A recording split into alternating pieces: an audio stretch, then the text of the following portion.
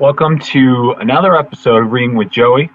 I'm your host, Joey McGurbles, and this is going to be another part of our Jewish Cultural Terrorism series, where we're looking at, the history of Jewish cultural terrorism, where it started, what its ideas are based on, and the effects it's having on the world we live in right now. So in this episode, we're going to be looking at Eddie Bernays and mass marketing. Eddie Bernays is the nephew of psychologist Sigmund Freud. That's actually where he learned all of his methods and his beliefs. They're all principled on Freud's theories. And Eddie Bernays is recognized as the father of modern marketing, the father of communications. And he helped with a lot of the strategies and methods that are used now in marketing and advertising and the media, where beliefs, values, and ideas are promoted through the programs that are presented. So this excerpt is taken from his 1928 book called Propaganda. And this is actually, from the beginning of the book. So here are the words of Eddie Bernays.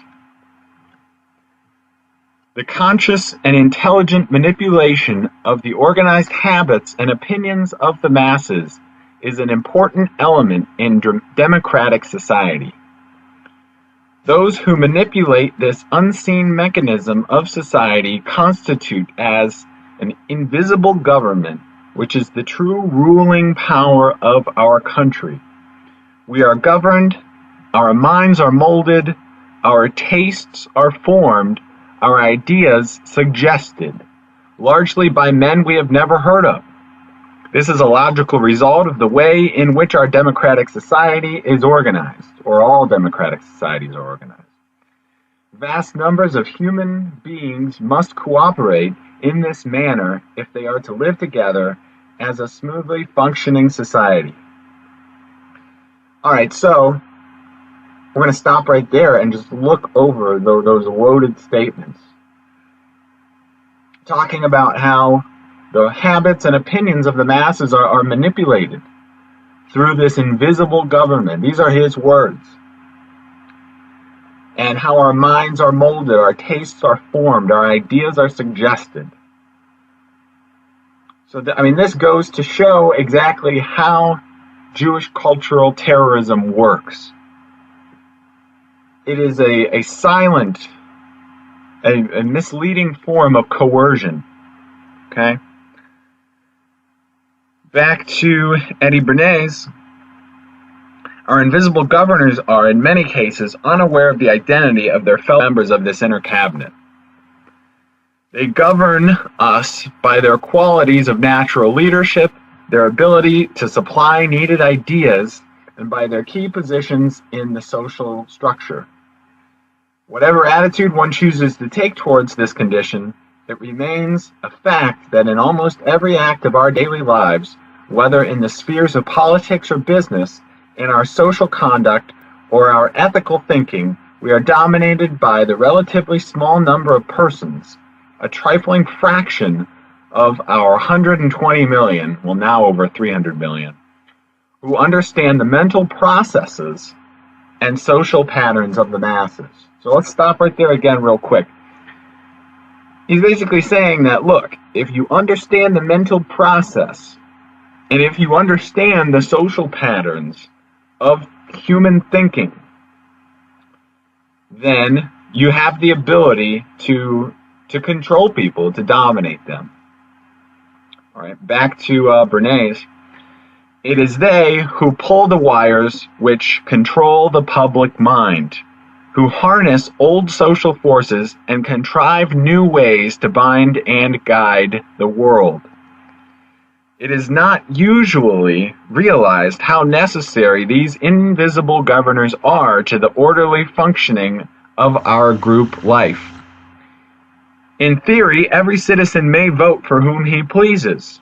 Our Constitution does not envisage political parties as part of the mechanism of government, and its framers seem not to have pictured to themselves the existence in our national politics of anything like the modern political machine. But the American voters soon found that without organization and direction, their individual votes, cast perhaps for dozens or hundreds of candidates, would produce nothing but confusion. Invisible government, in the shape of rudimentary political parties, arose almost overnight. Ever since then, we have agreed, for the sake of simplicity and practicality, that party machines should narrow down the field of choices to 2 candidates, or at most 3 or 4.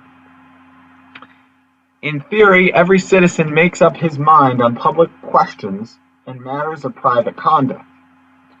In practice, if all men had to study for themselves the abstruse economic, political, and ethical data involved in every question, they would find it impossible to come to a conclusion about anything. We have voluntarily agreed to let an invisible government sift the data and high spot the outstanding issues so that our field of choice shall be narrowed to practical propositions. From our leaders and the media they use to reach the public, we accept the evidence and the demarcation of issues bearing upon public questions from some ethical teacher, be it a minister, a favorite essayist, or a merely prevailing opinion. We accept a standardized code of social conduct which we conform most of the time. All right, so we're going to stop right there. Eddie Bernays is saying, look, if we didn't have these invisible governors, if we didn't have people leading the masses, there'd be confusion, there'd be chaos. We need to be directed a certain way. So, he says, look, whether it be an ethical teacher, whether it be a minister, whether it be an essayist, we need someone leading the way. So, the question is, who's going to lead the way? For over 1,000 years, it was the Catholic Church, it was Christianity. And they taught traditional values and beliefs. But it seems as if Bernays is suggesting someone else. He's proposing something new, a different authority with different values and different beliefs. And in hindsight, we can look back and see the consequences of these decisions that were made and the world we live in today.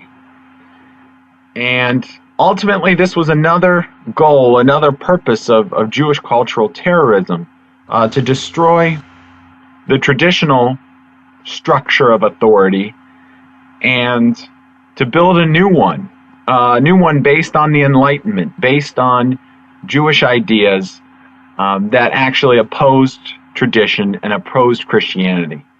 Thanks for listening to this episode. Check back for another one shortly. Thank you.